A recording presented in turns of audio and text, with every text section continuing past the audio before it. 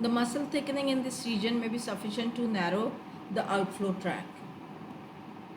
In some cases of asymmetrical septal hypertrophy, obstruction to the outflow of blood from the heart may occur, as shown in the diagram. As you can see, the mitral valve, it touches the septum, blocking the outflow tract, and some blood leaks back through the mitral valve. This is called mitral regurgitation.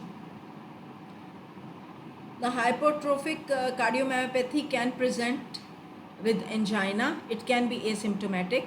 It can present with syncope, dyspnea, or sudden death can occur. As you can see in this diagram, there is hypertrophy of the heart walls, and as a result the ventricles or the chambers, they are markedly reduced in size. This is the longitudinal section. As you can see, there is hypertrophy and the chambers are again reduced in size.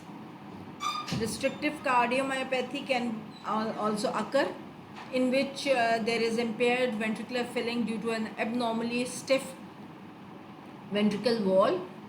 Normal systolic function can be seen early in the disease, and intraventricular pressure rises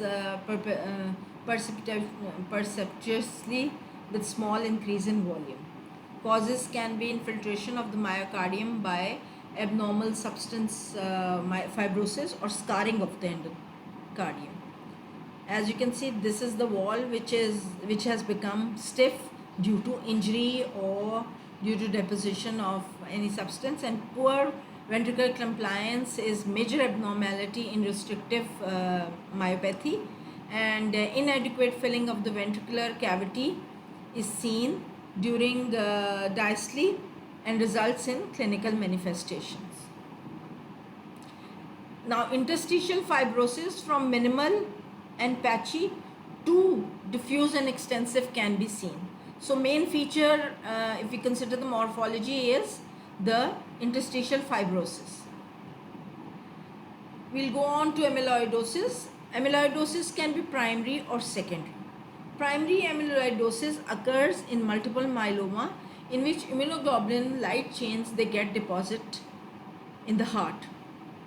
Secondary amyloidosis occurs by deposition of protein other than immunoglobulins, and it is seen in senile, familial, and chronic inflammatory processes. Restriction caused by replacement of normal myocardial contractile element by infiltrative interstitial deposits is usually seen.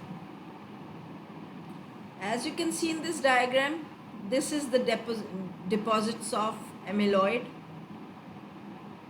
this pinkish areas. They are going to restrict the function of the heart. These yellow areas, these are the deposits of amyloid. Thank you.